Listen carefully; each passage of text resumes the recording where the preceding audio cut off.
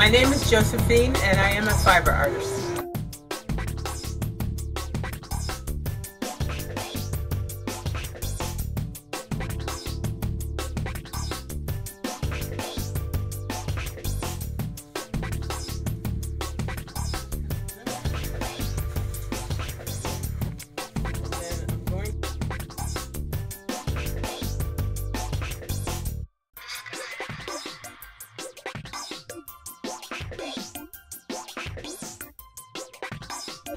Everyday life inspires me. I could walk down the street and see flowers that are pretty, and I'll take a picture, and then I'll say, hey, I want to work on something that's burgundy and yellow. It could be my flower garden in the morning. Sometimes I come out here and I look at my flowers. Go online a lot, you know. There's a couple of artists that I like to look at their work.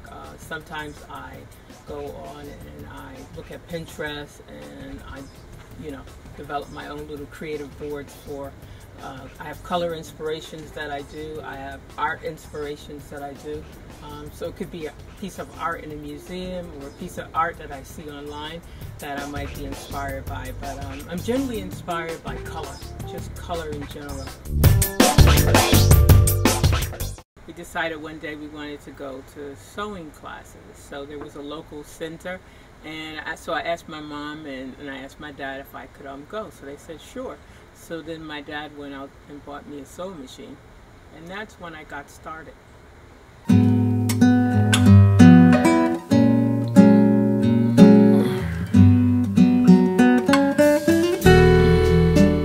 Working with my mom when I was a kid.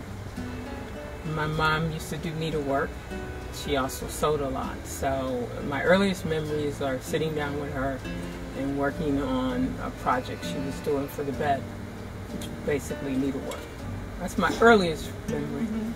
My dad was basically a hands-on guy. He was a mason. So growing up as a child, he was basically building. He built a lot of things. You know, he was involved in building shopping centers, houses. He was a mason, so in my mind he could build anything. So he was basically one of my earliest influences. I remember as a child he bought us encyclopedia, right? And so I went to the encyclopedias, and the main thing that I was focused on was the one book that had all the arts and crafts in it. So I remember learning how to sit down and trying to carve something, you know, and I used to go into that. I taught myself how to knit back then. I taught myself how to crochet from these little books.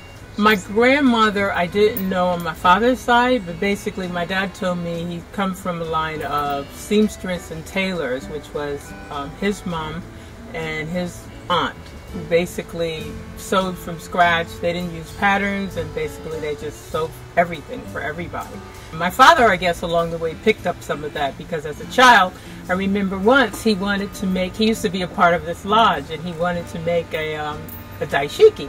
So a daishiki is like one of those big flowing type gowns, right? So he said he wanted me to make one for him, and I said, Dad, I don't have a pattern for that, because I had learned how to sew with patterns. So he said, you don't need a pattern, let me show you how to do it. So he basically showed me how to lay it out, and I sewed him up a daishiki, just like that. So he taught me that you don't need a pattern for everything. Follow your heart.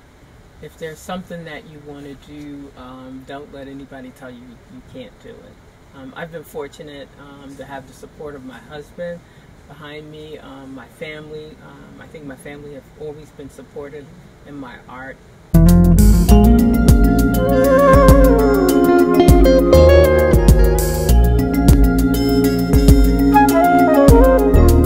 When I left high school, I thought about studying design, and at that time I wasn't quite sure if that's really what I wanted to study, so I went to a trade school for 2 years. And I studied design in the trade school. It helped prepare me to enter FIT. You know, the teachers there were very good. They helped me to work on my portfolio, which I did a good job with, and I got into FIT. And then I started working for this consulting firm for the apparel industry, and I did that for a couple of years. And then the guy who was in charge of the consulting firm became president of this apparel company. And and that's when I moved to the apparel company, and that was basically my introduction when I started working in the industry.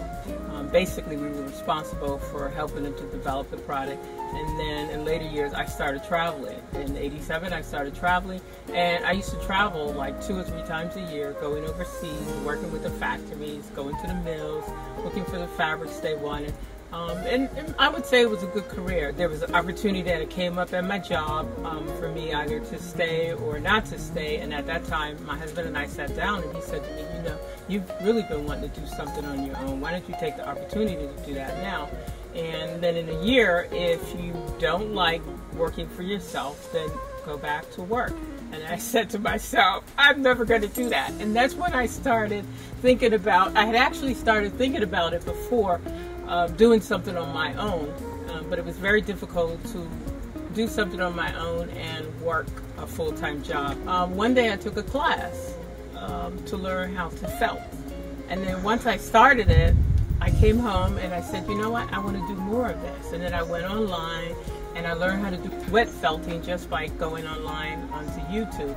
And that opened up a whole new avenue for me of art, you know, and I fell in love with it. I've been a quilter for years and I'm still learning. But fiber art is a new art for me, and there's so much more that I can learn.